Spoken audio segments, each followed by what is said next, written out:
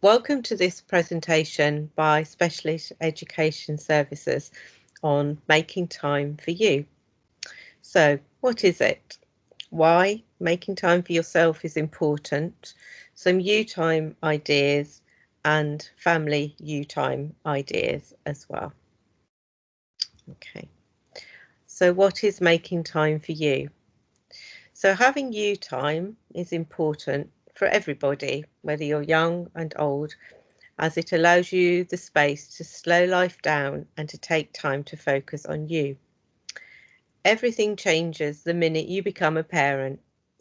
Quiet, relaxed weekends spent pottering around, last minute night out with friends, and even shopping trips without distraction often become a thing of the past.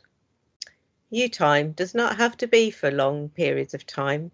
It can be for 10 minutes, a couple of times a day.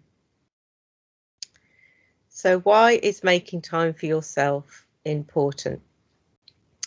So by allowing yourself time and space to be able to think, breathe, and slow down, you're actively supporting your health and well-being.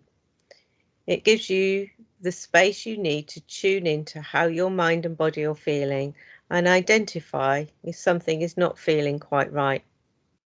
It allows space to acknowledge how you're feeling. Today I'm feeling good. Today I don't think I feel okay, but that's okay. It gives you time to identify this doesn't feel right and I need to speak to someone and to get some advice. So you time is about acknowledging to yourself that you are just as important as everybody else in your life, and that in order to be able to support those around you, you must first start by looking after and supporting yourself. It also sets a good example to your children if you spend time looking after yourself, and they will grow up feeling okay about doing this too. A good example about this that I had many years ago was a jug, that if you keep emptying the jug and you never fill it up, it's going to be empty and you're always going to be running on empty. So by having you time, you kind of fill that jug up, and then you've got more energy to attend to other people's needs as well. So some ideas for you time. They can be reading or listening to a book, going for a walk, a run, a cycle ride, meeting up or phoning friends, taking up or renewing a hobby such as crafting, cycling, knitting, fishing, etc. Doing word puzzles such as crosswords, Sudoku, electronic brain training games, completing a jigsaw, enjoying a extra long soak in the bath. There's a lovely book by Jill Murphy called Mrs. Large, from 5 Minutes Peace. And it's a lovely story you can share with young children, and it kind of explains to young children about how mum might need 5 minutes peace away from the children.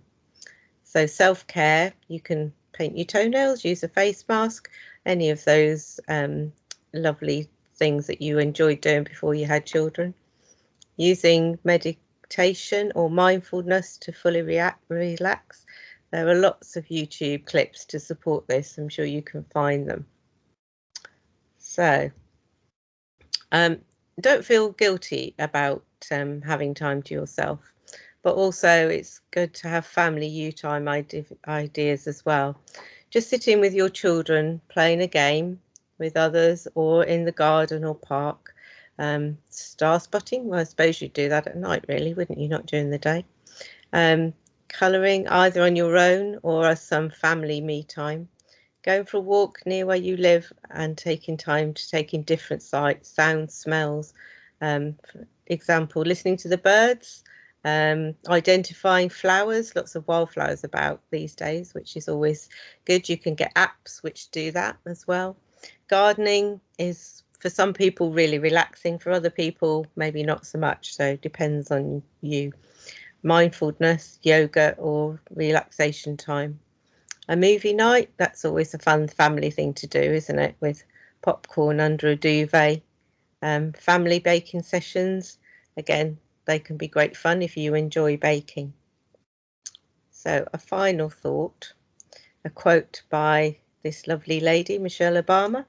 It said, to be a good parent, you need to take care of yourself so that you can have the physical and emotional energy to take care of your family. Okay, thank you for listening.